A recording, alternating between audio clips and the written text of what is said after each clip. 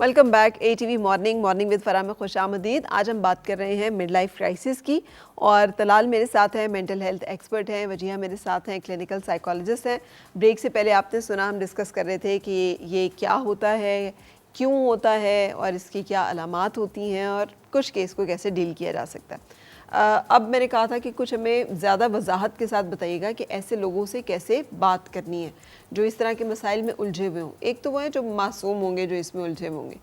एक वो भी तो होते हैं ना जो जैसे कि आपने मुझे कहा था ये करने के लिए, आपने मुझे इस मुसीबत में डाला था, ये शादी आपने मेरी की थी, मैं तो करना ही नहीं चाहती थी या करना ही नहीं चाहता था, अब मेरे से तो नहीं हो रहा।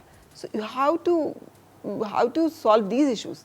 इन मसलों का क्या हल निकालें? मेरे एक दोस्त जो कि मेरे साथ जो है वो हम वर्कआउट इकट्ठे करते हैं, तो वो कोई 50 साल के हैं और मुझे कह रहे थे उनके बच्चे माशाल्लाह अच्छे हैं, क्वाइट वेल टू डू। कहते हैं यार कि मैं देखता हूँ उन दोस्तों की तरफ जो कि शादीशुदा नहीं है ना, यार वो बड़े खुश हैं, तो मैं बड़ा ही ना खुश हूँ क्योंकि मेरे शादियों हर वक्त कोई ना कोई मसले आते हैं। बंदा अपना काम करे आराम से, तो मैंने कहा जब आप कामकाज करते हैं तो आपको उसमें मसले नहीं आते, उसमें भी तो मसले आते हैं और आप मसले हल करके आगे चलते हैं। लेकिन उससे चूंकि आपका कोई पर्पज़ अचीव होता है तो आप उसको एंजॉय करते रहते हैं। लेकिन शादी के ऊपर काम करने से अब आपका कोई ख़ास पर्पज़ नहीं अचीव हो रहा, आप अब उसको समझते हैं कि I have lived my married life, तो फिर आप जो है वो कभी भी उसको जो है वो एंजॉय नहीं कर सकते।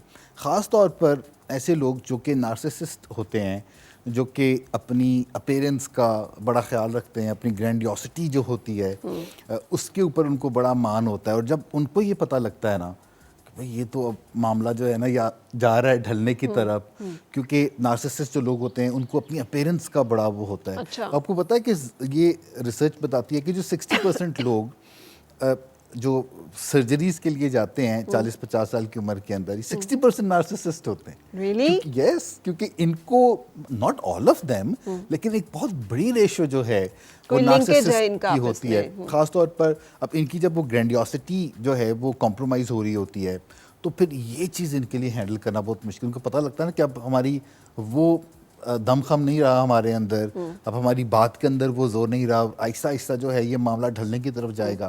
तो फिर जो उनका एंगर, उनका जो आउटबर्स्ट और उनकी जो एफर्ट होती है दूसरे के ऊपर और ज़्यादा रोब जमाने की, उसको और ज़्यादा जो है वो डरा हुआ और खौफजदा देखने की, ये तमन्ना और भी ज़्यादा बढ़ जाती है और जो नार्सिसिस्ट होता है वो फिर काफ़ी टफ हो जाता है। इसी तरीके से जो नार्सिसिस्ट ख़वातीन होती हैं, इनका जो बहुत ज़्यादा ताल्लुक़ है वो इनकी ढलती हुई ब्यूटिफिकेशन से है, क्योंकि आखिर जवानी जो है वो तो फिर उसने फ़ानी की होने की तरफ जाना है दुनिया ने।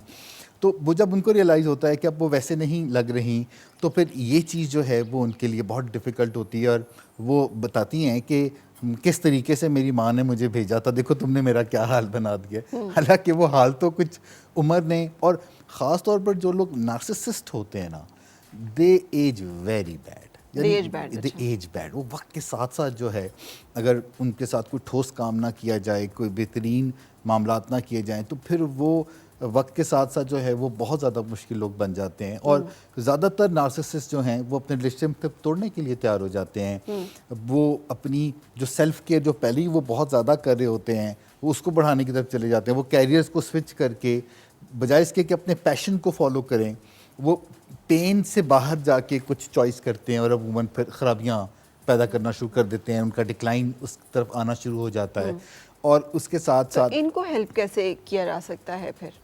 ये विल दे एक्सेप्ट हेल्प, और क्या ये हेल्प किए जा सकते हैं? जी बिल्कुल। देखें, अच्छा। नार्सिसिस्टिक पर्सनालिटीज़ जो हैं वो कोई गॉन केस नहीं होते। It is kind of personality disorder. और जो पर्सनालिटी डिसऑर्डर्स होते हैं या मूड डिसऑर्डर्स होते हैं या थॉट डिसऑर्डर्स होते हैं या बिहेवियर डिसऑर्डर्स होते हैं, इनको आप क्योर नहीं कर सकते। आप किसी के अंदर से नार्सिसिज्म का टुकड़ा दिमाग से निकाल के कहीं फेंक नहीं सकते, वो उसके अंदर रहेगा। आप उनके अंदर बिहेवियरल मॉडिफिकेशन लेके आ सकते हैं, उनको मैनेजेबिलिटी सिखा सकते हैं। कोई नार्सिसिस्ट डिसऑर्डर से नार्सिसिस्ट इन ऑर्डर की तरफ जा सकता है, जैसे कोई बाइपोलर डिसऑर्डर से बाइपोलर इन ऑर्डर की तरफ जा सकता है, या डायबिटीज़ डिसऑर्डर से डायबिटीज़ इन ऑर्डर की तरफ जा सकता है। तो उनको भी जो है वो मोटिवेट किया जा सकता है, लेकिन उसके अंदर जो उनकी फैमिली होती है उसका बहुत अहम रोल होता है कि अगर वो उसके साथ सबसे पहले वो खुद से थोड़ा इक्विप हों और बातचीत करना सीखें कि एक नार्सिसिस्ट से मार खाए बगैर, इंसल्ट कराए बगैर इफ़ेक्टिवली कम्युनिकेट कैसे करना है, किस मौके पे कितनी बात करके रुक जाना है, फिर कहाँ तक बात करनी है, उसके जो बॉडी लैंग्वेज जो साइंस हैं जिससे कि वो रिएक्शन उसको मिलता है वो कैसे करना है, और एंड में जो उसकी नर्गसियत है उसको पालने पोसने की जगह कुछ ऐसी बात करना जिससे कि वो एक लेवल नीचे आए। तो ये जब आप कोई स्ट्रेटजी लेके चलते हैं किसी के साथ एक ट्रेंड तरीके से तो बहुत हेल्प मिलती है। और तो ये ऐसे सीखनी तमाम पड़ेगी। लोग जी देखें, क्योंकि जो भी लोग नार्सिसिस्ट के साथ रह रहे होंगे उनकी इज्जत नफ्स कैसी होगी, और देखिए हम वो तो समझते अपनी हैं कि सैनिटी को सवाल करेंगे, शायद हम ही जो हम है ही मसले गलत का हैं। शिकार। So they need to grow out of it, वो उसमें से बाहर निकलेंगे और जब वो अपने ऊपर काम करेंगे और खुद को नो कहना सीख लेंगे, अपनी नेगेटिव थॉट्स को, तो वो दूसरे के भी नेगेटिव बिहेवियर को नो कहना सीखेंगे। And we teach people how to treat us. जो लोग नार्सिसिस्ट होते हैं ये क्योंकि इतने सेल्फ सेंटर्ड होते हैं कि वो अपने स्पाउस या अपने पार्टनर की भी तवज्जो अपने ऊपर ही लगा लेते हैं और वो भी अपनी फिक्र छोड़ के उसकी फिक्र में लग जाती है। क्या ये सिर्फ स्पाउस तक ही नार्सिसिज्म का रवैया, ये बिहेवियर होता है, या बच्चों में से भी कोई नार्सिसिस्ट हो सकता है? वालिदैन भी हो सकते हैं बाज़-औक़ात, और बच्चे भी सफ़र कर रहे हो सकते हैं। इन रिश्तों में भी ये मामलात बिल्कुल, हमें क्योंकि देखिए पर्सनालिटी है ना, अब एक चीज़ जहाँ जहाँ इनका कंट्रोल जाता है, अब जो नो कहना सीख लेते हैं वहाँ पे, क्योंकि इनकी भी अपनी एक इमेज होती है, अपना इमेज मेंटेन करना होता है, तो जहाँ पे इनको लगता है कि ये इंसान नो बोलेगा उस पर हर तरह के इनका माइंड ऐसा है ना, माइंड फ्रेमिंग ऐसी होती है, तो जहाँ पे लगता है कि वहाँ टेक्निक्स नहीं चलेंगी तो जो कंट्रोल होता है उसकी तरफ इनका ज़्यादा इनकी अटेंशन होती है। क्योंकि नार्सिसिज्म अगर उसको एक वर्ड में बोले तो ये कंट्रोल एक किस्म की चीज़ है कि आपने कंट्रोल करना है, और कंट्रोल वो भी अपने अकॉर्डिंगली, ठीक है। सेल्फ सेंटर्ड ये कि अपने मफादात देखना कि मैं क्या चाह रहा हूँ, मेरी क्या ख्वाहिश है, मेरे अकॉर्डिंग चीज़ें होना। अच्छा, इन्होंने जैसे बड़ा अच्छा नार्सिसिज्म पे बात की, लेकिन मैं एक चीज़ ऐड करूँगी कि ट्रॉमा, जिन लोगों को अब्यूज़ हुआ होता है बचपन में, इवन के मेल फीमेल दोनों, इसमें मैं जेंडर को डिफ्रेंशिएट नहीं करूँगी, दोनों केसेस बहुत ज़्यादा आते हैं क्लिनिक में, कि जिनका ट्रॉमा सर्वाइवर्स होते हैं वो बड़ा सर्वाइवल मोड पे आ जाते हैं 40s के बाद, और उसमें क्योंकि वो सारी ज़िंदगी खुश रखना, दूसरों को खुश करना, फिट इन, इसमें गुजारा होता है, सिर्फ गोल्स में नहीं, अपनी पर्सनल लाइफ में भी, अपनी पर्सनल चॉइसेस में भी दूसरों को खुश करने को प्रायोरिटाइज किया होता है। तो उसमें क्या होता है कि 40s के बाद मैं नोट किया है कि इनकी लाइफ जब अवेयरनेस की तरफ आती है तो तब स्टार्ट होती है, और ये जब बाउंड्रीज बनाते हैं, एंजॉय करते हैं, वोकेशंस पे जाते हैं। कई दफ़ा मेरे क्लाइंट्स ऐसे हैं जिन्होंने 40 के बाद एक्चुअली अपनी लाइफ स्टार्ट की है। So it's up to you कि द मोमेंट आप ये रियलाइज़ करना शुरू करते हैं कि सामने वाले का जो कंट्रोल है, चाहे वो ट्रॉमा में हो, चाहे वो कोई नार्सिसिस्टिक पर्सनालिटी के साथ आप रह रहे हो, जब आप उसको छोड़ना शुरू करते हैं तो फिर आप अपनी ज़िंदगी का बिल्कुल एंगल ही 360 पे चेंज कर लेते हैं। फिर आपको समझ आती है कि मेरी डायरेक्शन क्या है, मैं कौन हूँ।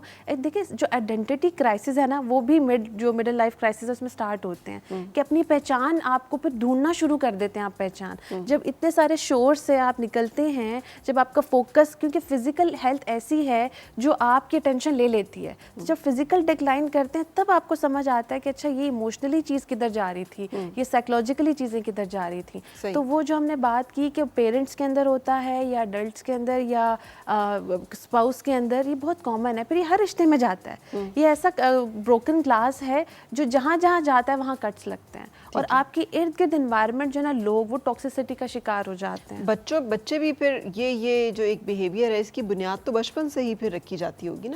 आखिर वो क्या ऐसे ट्रॉमास हैं जो किसी को नार्सिसिस्ट बना देते हैं? कौन से ऐसे रवैये, ये भी तो किसी एक माहौल की प्रोडक्ट है। तो हम वो एलिमेंट्स कैसे दूर करें कि हम इस तरह के नेगेटिविटी को मतलब रोक सकें? वो बच्चे जो बहुत ज़्यादा निगलेक्ट होते हैं, पेरेंट्स जो हैं बहुत निगलेक्ट करते हैं, वो पेरेंट्स जो अपनी नीड्स को बहुत प्रायोरिटाइज़ करते हैं बच्चों के ऊपर, या बच्चों को बहुत गिल्ट में डालते हैं कि देखो तुमने ये काम किया, मैं हर्ट हुई। तो इस तरह के बच्चे जो निगलेक्ट होते हैं, या पेरेंट्स बहुत कंट्रोल करते हैं उनकी पूरी रूटीन को, ऐसे बच्चे नार्सिसिस्ट, क्योंकि अब उनको उनकी नीड्स को तो कोई देख नहीं रहा, स्पेशली पेरेंट्स जो हैं बड़ा रोल प्ले करते हैं। तो फिर वो जब उनको आहिस्ता आहिस्ता ये चीज़ रियलाइज़ होती है, वो पहले तो छुप छुप के करते हैं। आप नोट करें, स्पेशली आज की जनरेशन में बड़ी कॉमन चीज़ें आ रही हैं, सेल्फ सेंटर्ड हो रही हैं, क्योंकि वो कनेक्ट नहीं कर पा रहे। तो जब आप कनेक्ट नहीं कर पाते स्पेशली अपने पेरेंट्स से, तो आप सेल्फ सेंटर्ड होना शुरू होते हैं, क्योंकि अब सर्वाइवल मैकेनिज्म आपका एक्टिवेट हो गया। अब आप देख रहे हैं कि मुझे तो कोई नहीं पूछ रहा, मुझे खुद सर्वाइव करना है। वो सर्वाइवल मोड चलते चलते पता ही नहीं चलता कि अपनी ज़ात के अंदर ही बंद हो जाते हैं, और उसी में आप ग्रो हो जाते हैं। जब आप ग्रो करते हैं फिर जब आपके स्पाउस या बच्चे, स्पेशली ऐसे लोग जो ट्रॉमा की वजह से या अब्यूज़ की वजह से इन ट्रेट्स में जाते हैं, वो रियलाइज़ करते हैं क्यों डेफिनेटली वो उनका डिसऑर्डर नहीं है, राइट, वो उस वजह से उसमें फॉल कर रहे हैं। फिर जब वो रियलाइज़ करते हैं, कुछ क्लाइंट मेरे ऐसे हैं जो मुझे कहते हैं, मेरी वाइफ कहती है आप हमेशा अपने बारे में सोचते हैं, तो ये क्वेश्चन करते हैं। फिर ये जो ट्रॉमा के केसेस होते हैं, क्वेश्चन करते हैं कि मुझे तो पता ही नहीं चला कि मैं ऐसा इंसान बन गया हूँ कि मैंने अपने ही घर में एक टॉक्सिक इन्वायरमेंट क्रिएट कर दिया। ठीक है। सो यहाँ से फिर उनकी जब ग्रोथ स्टार्ट होती है तो उनका एनवायरनमेंट चेंज होना शुरू होता है, Right. और तभी उनकी ग्रोथ नज़र आती है। बिल्कुल सही। अब मुझे वाइंड अप करना है। सो तलाल, सजेशंस के मिड लाइफ क्राइसिस और ये इस तरह के बचपन से कि कंट्रोल किए गए हैं, बताया गया है, लेकिन अब इस स्टेज पे ज़िंदगी के पहुंच के एहसास हो रहा है कि नहीं करना चाहिए था, तो क्या करना चाहिए और कैसे इसको पॉजिटिवली एम्ब्रेस करना चाहिए और आगे बढ़ना चाहिए? देखिए, इससे बहुत ज़्यादा फ़र्क नहीं पड़ता कि आपकी ज़िंदगी के अंदर आपके साथ क्या हुआ। इससे बहुत फ़र्क पड़ता है कि फिर अब आपने आगे क्या करना है। अगर बचपन में आपने घर के अंदर मारपीट देखी है और हेट्रेड टूवर्ड्स फीमेल देखी है, तो हो सकता है कि आपके अंदर हेट्रेड टूवर्ड्स फीमेल हो, लेकिन ये नॉर्मल नहीं है। हमें 15-20 साल तक तो समझ ही नहीं आता कि नॉर्मल क्या है और क्या नॉर्मल नहीं है। उसके बाद जाके हमारी पैराडाइम ज़रा खुलना स्टार्ट होती हैं। तो सबसे पहले तो ये चीज़ है कि वी ऑल शुड एक्सपेक्ट कि हमारी ज़िंदगी के अंदर कभी भी कोई ना कोई डिक्लाइन ज़रूर आएगा। हर उरूज को जो है वो ज़वाल ज़रूर आएगा। तो इस तरफ जो हमारी एक्सेप्टेबिलिटी है ये बहुत ज़रूरी नहीं है। और अगर आपकी लाइफ बहुत स्मूथ चल रही है, बहुत हर चीज़ परफेक्ट है, तो फिर एंड में आपको मौत तो आनी है। तो वो जो ज़वाल है, तो उस बजाय इसके कि उस चीज़ से आप डरना शुरू कर दें, आप या खुद उसको को बहुत उस रेजिस्ट डायरेक्शन करना शुरू करें। मतलब आप रेजिस्ट तो कर ही नहीं सकते। मेरी वो 5 साल की बेटी है, उसने नई नई फैमिली में कुछ डेथ्स हुई तो उसने एक्सप्लोर किया, चाहिए कोई डेथ भी चीज़ होती है कि लोग दुनिया से चले जाते हैं। तो मुझे कह रही थी कि बाबा मैं डाई नहीं होना चाहती, तो मैं 100 ईयर्स की होना चाहती हूँ। तो मैंने कहा पर 100 ईयर्स के बाद क्या होगा? तो कहा फिर मैं 1 से स्टार्ट कर दूँगी। यानी उसके लिए अभी ये जो कॉन्सेप्ट है कि कुछ डाई भी हो सकता है और जा भी सकता है, तो ये अभी उसकी समझ से बाहर की चीज़ है। लेकिन नेचुरली जब वो ग्रो करेगी तो वो इस बात को अंडरस्टैंड करेगी। तो हमें अपने बच्चों को पहले से ही प्रिपेयर करना चाहिए कि आप अपनी ज़िंदगी के अंदर बेटा ये चैलेंजेस जो है वो फेस कर सकते हैं। और जब भी कोई चैलेंज आएगा तो आपने अपने दिमाग का जो रिएक्टिव वाला ब्रेन है उसको एक्टिवेट नहीं करना, प्रोएक्टिव वाले ब्रेन को एक्टिवेट करना है। और क्राइसिस के अंदर आप वही बिहेव करते हैं जो आप अपनी जर्नल लाइफ के अंदर प्रैक्टिसेस करते हैं या जो आपका बिहेवियर होता है अंडर स्ट्रेस। ठीक है।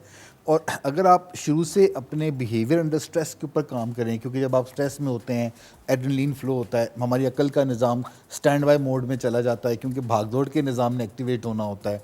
और अगर आप ये प्रैक्टिस करते हैं कि यानी वक्त से पहले फ़ैसला कर लेते हैं कि इन चैलेंजेस के अंदर मैंने कैसे डील करना है, तो फिर आपका जो भागदौड़ का निज़ाम एक्टिवेट होने की जगह जो आपका अकल का निज़ाम है वो एक्टिवेट हो जाएगा। और अगर आप बाय डिफ़ॉल्ट अब आ ही गए हैं और आपका अगर क्राइसिस का निज़ाम जो है वो एक्टिवेट हो गया है, तो फिर आपको 4 चीज़ों के ऊपर दोबारा से काम करना है। पहले अपनी फ़िज़िकल हेल्थ पे काम करें, जिसमें आपकी स्लीप है, आपकी डाइट है, आपकी वॉक एंड एक्सरसाइज है और आपका जो यानी ये वाले जो एरियाज़ हैं इसके ऊपर आप काम करें। फिर आपको अपनी मेंटल हेल्थ के ऊपर काम करना है कि आपको पहले के मुकाबले में 20% और भी ज़्यादा पॉजिटिव होना है। फिज़िकली भी 20% खुद को बेहतर बनाएं, मेंटली बेहतर बनाएं। सोशली भी मैं आपको बताऊं कि आप जितने मर्जी क्राइसिस के अंदर हैं, अगर आपके रिलेशनशिप लोगों के साथ बहुत अच्छे हैं ना, आप नहीं डूबते। सही। अगर आपकी बीवी से आपको सपोर्ट मिलती है, आपके भाई से मिलती है, बहन से मिलती है, काम की जगह से मिलती है, आपको सबसे अगर प्यार और सपोर्ट मिल रहा है, तो इससे बड़ी कोई जीत दुनिया की नहीं होती। तो आपको अपने रिलेशनशिप्स को बहुत बेहतरीन रखना होता है। और चौथे नंबर पे जो तलाश होती है वो होता है अंदरूनी सुकून का हसूल। आप अपने अल्लाह के साथ कनेक्ट करें, आपका जो भी मीनिंग है अल्लाह का, आप उसके साथ कनेक्ट करें, आप अपने इनर कोर के साथ कनेक्ट करें और आप रिलैक्सेशन टेक्निक्स के ऊपर काम करें, आप इनर पीस हासिल करें। और जब आप ये 4 चीज़ें करेंगे तो फिर आपका जो अकल का निज़ाम है, अकल सलीम है, वो एक्टिवेट हो जाएगी और आप सोल्यूशन की तरफ जो है वो फोकस होना स्टार्ट हो। वजह कुछ एंटर करना चाहेंगी आप इसमें कुछ इजाफा अगर आप करना चाहें तो? मैं ये एक चीज़ ऐड करना चाहूँगी, उन्होंने बड़े अच्छा हर पॉइंट को कवर किया सजेशन में, कि सेल्फ अवेयरनेस। हम हर एज, जैसे फॉर एग्जांपल आप अभी आपको लगता है this is the right time, अभी आपको ये चीज़ समझ आई है, तो राइट नाउ आप सेल्फ अवेयरनेस जितनी रखते हैं उतना ज़्यादा आप टूटते कम हैं, उतना ज़्यादा आप जो अपने आप को संभाल लेते हैं। खुद से कनेक्ट रहने के लिए बहुत ज़रूरी है कि अपने अंदर की हर होता है ना, आपको अपने घर की एक चीज़ पता होगी ना, तो आपको चेंजिंग्स का भी पता होगा, यहाँ अच्छा लग रहा है। लेकिन जब आपको खुद ही नहीं पता होगा कि आपके घर में क्या क्या चीज़ मौजूद है, आप उससे फ़ायदा नहीं ले सकते। तो अपने ज़ात के अंदर सेल्फ इंट्रोस्पेक्शन जिसे हम कहते हैं वो ज़रूर करें, रोज़ करें। सही। वो बेशक थोड़े टाइम के, जिसे मेडिटेशन भी कह सकते हैं। उससे क्या है कि आप लाइफ में संभल जाते हैं, गिरते नहीं हैं। बहुत बहुत शुक्रिया, thank you Wajiha for your time. Talal साहब, आपका तशरीफ़ लाने का और इस अहम मौजू के ऊपर इन्फॉर्मेशन शेयर करने का बहुत बहुत शुक्रिया। ब्रेक के लिए रुक रहे हैं, ब्रेक के बाद फिर मिलते हैं। मुस्कुराए और मिलके गुनगुनाए हैं गुमशुदा जो खुशियाँ।